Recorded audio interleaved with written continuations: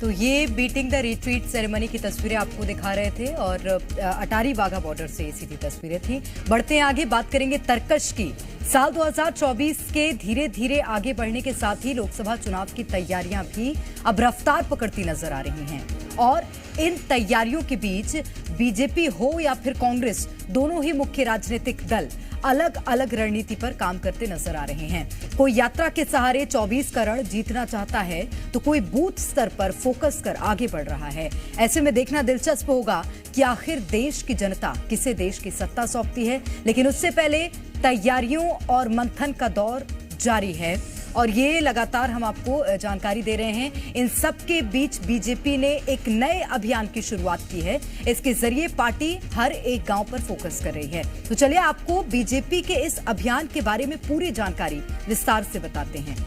लोकसभा से पहले बीजेपी का गांव गांव चलो, घर घर चलो अभियान देखने को मिल रहा है और इसी के जरिए लोगों को योजनाओं का लाभ देने का लक्ष्य है।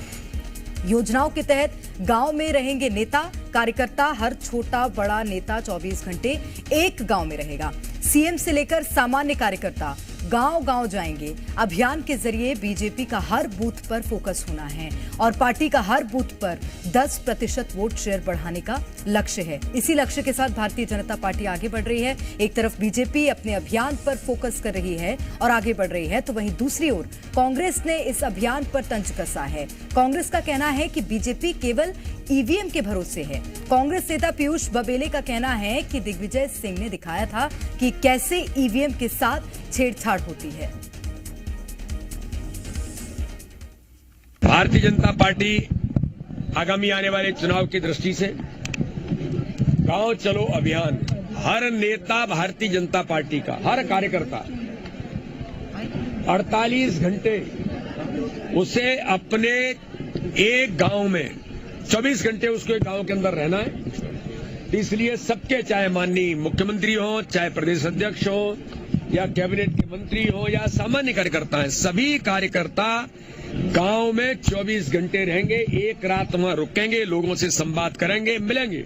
तो गांव चलो अभियान आज हमारी बैठक है, उसकी व्यापक तैयारी करेंगे। देखिए, वो तो 10% का भी रख सकते हैं, 15% का भी रख सकते हैं। कल आप सबने देखा कि दिग्विजय सिंह जी ने कितने स्पष्ट तरीके से बताया कि वोट कहाँ डाला जा रहा है और कहाँ जा रहा है। तो ऐसे महत्वाकांक्षी लक्ष्य तभी रख सकते हैं जब किसी को ये पता हो कि उसने कुछ चीज़ों पर काबू कर रखा है। दूसरी बात जहाँ तक है, तो भाजपा तो गांव चलो या घर चलो, बड़े बड़े नेताओं को घर भेज रही है। शिवराज जी को घर बैठा दिया है, उमा भारती जी को घर बैठा दिया है। बड़े बड़े केंद्रीय मंत्री होते थे मोदी जी के, उन सबको विधायक बनाया, मंत्री तक नहीं बनाया। तो ये उनका सब चलता रहता है, इससे कोई जनता पे फर्क पड़ने वाला नहीं। तो अब दोनों ही मुख्य राजनीतिक दलों का फोकस 2024 के लोकसभा चुनाव पर है। उसमें किसी तरह से फतेह करना चाहती है भारतीय जनता पार्टी भी, कांग्रेस पार्टी भी। यही कारण है कि दोनों अपनी रणनीतियों के साथ अब काम कर रहे हैं और जिस तरह 2023 के विधानसभा चुनाव के परिणाम आए, उसके बाद कांग्रेस पार्टी अब लगातार कई तरह के अभियान, कई तरह की यात्राओं में जुट गई है और इसी कड़ी में राहुल गांधी की जो यात्रा है वो भी जारी है, भारत जोड़ो न्याय यात्रा, और इसके माध्यम से भी आम जनता तक पहुंचने की कोशिश की जा रही है। लेकिन मध्य प्रदेश में अगर देखें, कांग्रेस नई रणनीति के साथ लगातार काम कर रही है और इस रणनीति का एक हिस्सा ये भी है कि बड़े चेहरों में और पार्टी हाईकमान में मध्य प्रदेश के हिसाब से बदलाव किया गया है।